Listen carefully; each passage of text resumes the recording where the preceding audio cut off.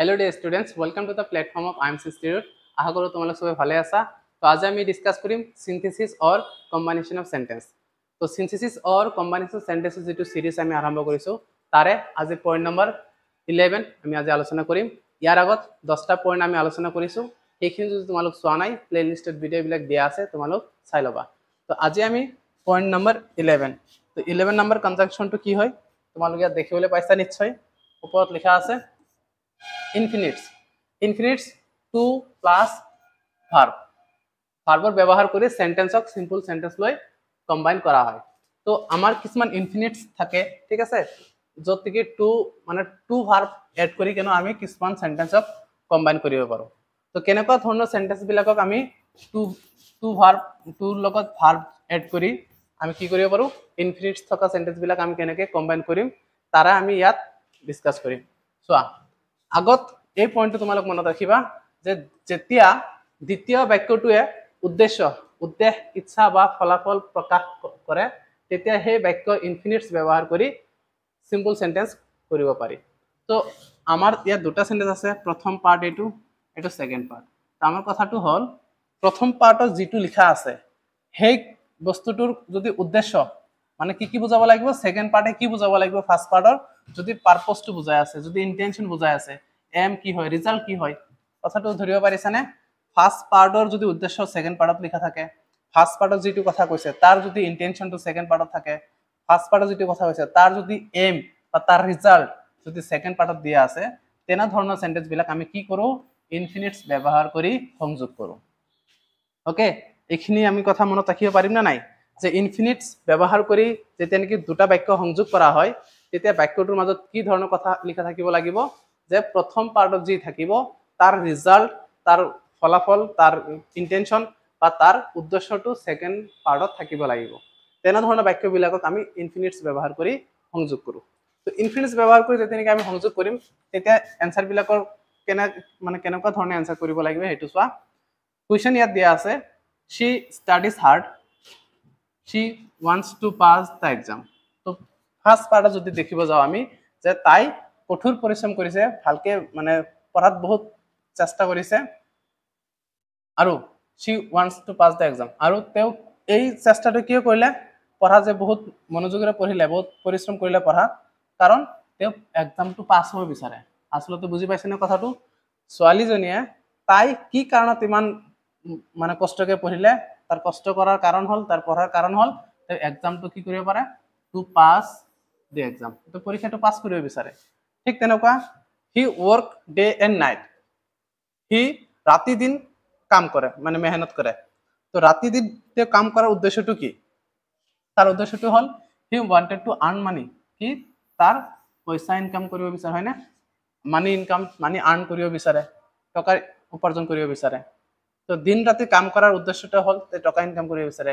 তেওঁ কঠোৰ পৰিশ্ৰম কৰাত মানে পঢ়াত যে বহুত মেহনত কৰিলে তাৰ কাৰণবিলাক হল পৰীক্ষাত পাছ কৰিব বিচাৰে। তো আমি স্পষ্টভাৱে দেখা পাইছো ইয়াত প্ৰথম পাৰ্টত যেটো সেন্টেন্স আছে সেই সেন্টেন্সৰ ইয়াতে ৰিজাল্ট পোৱা যায় আছে, ইয়াতে তাৰ ইন্টেনশন বিলাক পোৱা যায় আছে, তাৰ উদ্দেশ্যটো পোৱা যায় আছে, আৰু তেনেকুৱা ধৰণৰ কথাবিলাকে আমি কি কৰো, ইনফিনিটস ব্যৱহাৰ কৰি সংযোগ কৰো। তো ইনফিনিটস ব্যৱহাৰ কৰি সংযোগ কৰিবৰ কাৰণে আমি কি কৰিম, কুৱেশ্যনৰ যেটো ফাৰ্স্ট পাৰ্ট থাকিব সেইটো as it is first part আমি লিখিম, লিখাৰ পিছত আমাৰ ফুল স্টপ উঠি যাব।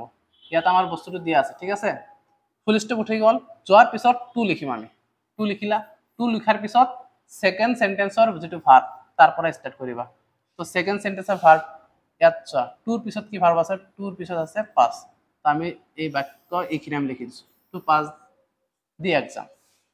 কথাটো বুজি পোৱা নাই? নিয়মটো কি যে আমি ফার্স্ট সেন্টেন্স লিখিম,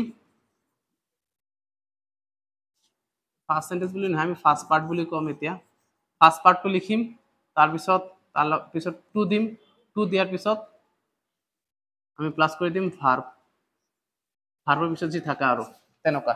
তো ইয়াতে কৰিছো ফাৰ্স্ট পাৰ্টটো আমি লিখিছো, তাৰপিছত টু দিছো, টু দিয়াৰ পিছত প্লাস কৰিছো কি এ ভাৰ্ব, টুৰ পিছত যিখিনি আছে আমি সেইখিনি ইয়াতে নমাই দিছো। ঠিক তেনেকে ইয়াৰ এনসাৰটো চোৱা, ফাৰ্স্ট পাৰ্টটো আমি লিখি লম যে হি ওয়াৰ্ক ডে এন্ড নাইট। তো আমাৰ ফাৰ্ষ্ট পাৰ্টটো লিখিম লিখাৰ পিছত কি কৰিম টু টুৰ পিছত কি দিব লাগিব ভাৰ্ব এই টুৰ পিছত কি আছে টু আৰ্ন মানি ওকে ধৰিব পাৰিছানে কুৱেশ্যনত পাইছিলোঁ আমি কি he work day and night he wanted to earn money আৰু ইয়াক আমি কম্বাইন কৰাৰ পিছত কি পালোঁ he work day and night to earn money তো এনেকৈ আমি চেণ্টেঞ্চবিলাক কম্বাইন কৰিম যেতিয়া নেকি চেণ্টেঞ্চবিলাক এনেকুৱা দেখা পাম যে ফাৰ্ষ্ট পাৰ্টত যি কথাটো লিখা আছে তাৰ কি পাছে ছেকেণ্ড পাৰ্টত তাৰ ফলাফলকেইটা আমি দেখিবলৈ পাইছোঁ তাৰ উদ্দেশ্যটো দেখিবলৈ পাইছোঁ তেনেধৰণৰ চেণ্টেঞ্চৰ ক্ষেত্ৰত আমি ইনফিনিটছ ব্যৱহাৰ কৰিম কি ইনফিনিটছ টু ইনফিনিটছ ব্যৱহাৰ কৰিম আৰু টু ইনফিনিটছ যেতিয়া নেকি ব্যৱহাৰ কৰিম ফাৰ্ষ্ট পাৰ্ট কুৱেশ্যনত যেনেকুৱা থাকে তেনেকৈ লিখিম তাৰপিছত চেণ্টেঞ্চত টুৰ পৰা ষ্টাৰ্ট কৰি টু পাছ এনেকুৱা মানে টুৰ পিছত যিখিনি থাকে চেণ্টেঞ্চত ভাৰ্ব সেইখিনি আমি এনচাৰত লিখি দিম এইটো আৰু ডিটেইলছত আমি আলোচনা কৰোঁ বলা আৰু কেইটামান কুৱেশ্যন প্ৰেক্টিছ কৰোঁ চোৱা ইয়াতো আমি দেখিবলৈ পাইছোঁ কি কৈছে I called him I wanted to inform him the news তো মই তাক মাতিছিলোঁ মই তাক ইনফৰ্ম কৰিব বিচাৰিছিলোঁ নিউজটোৰ বিষয়ে তো মোৰ ইণ্টেনশ্যনটো তাত পোৱা গৈছে নে নাই মই তাক যে মাতিলোঁ কি উদ্দেশ্যলৈ মাতিলোঁ কিয় মাতিছিলোঁ কাৰণ তাক নিউজটো ইনফৰ্ম কৰিব বিচাৰিছিলোঁ তো ফাৰ্ষ্ট পাৰ্ট আমি লিখোঁ এতিয়া যে আই কল্ড হিম লিখিছোনে কি কাৰণত তাক কল কৰিছোঁ এতিয়া ইয়াৰ টুৰ পৰা ইয়াৰ পৰা আমি আৰম্ভ কৰি দিম to inform him the news okay পাৰিবানে নাই এনেকৈ টান আছে নেকি কিবা চোৱাচোন we eat food we want to live তো আমি কি খাদ্য খাওঁ কি কাৰণত আমি জীয়াই থাকিবৰ কাৰণে হয়নে তো কাৰণটো আমি লিখি দিম অ'কে যে উই ইট ফুড ইয়াৰ পিছত আহি যাব কি টু লিভ তো টু চেণ্টেঞ্চত যদি টু থাকে টুৰ পিছৰখিনি আমি লিখি দিম ছেকেণ্ড পাৰ্টত ফাৰ্ষ্ট পাৰ্ট লিখিম তাৰপিছত ছেকেণ্ড পাৰ্টটো লিখি দিম অ'কে তাৰপিছত হি ৰিডছ বুকছ তেওঁ কিতাপ পঢ়ে হয়নে হি ৱান্টছ টু গেইন নলেজ কিতাপটো কিয় পঢ়ে কাৰণ তেওঁ নলেজ গেইন কৰিব বিচাৰে তো এইটো হ'ল আমাৰ ৰিজন কিতাপ পঢ়াৰ ৰিজনটো কি হয় তাৰ উদ্দেশ্যটো কি হয় কিতাপ পঢ়া তো ফাৰ্ষ্ট পাৰ্ট তুমি লিখা হি ৰিডছ